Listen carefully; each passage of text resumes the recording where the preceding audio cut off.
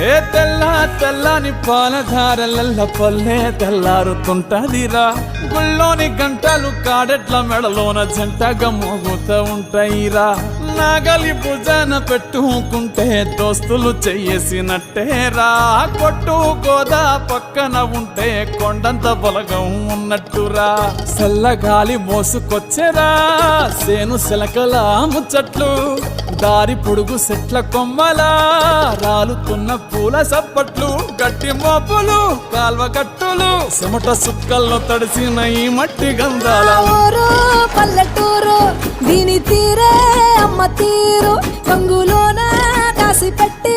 కొడుకుకిచ్చే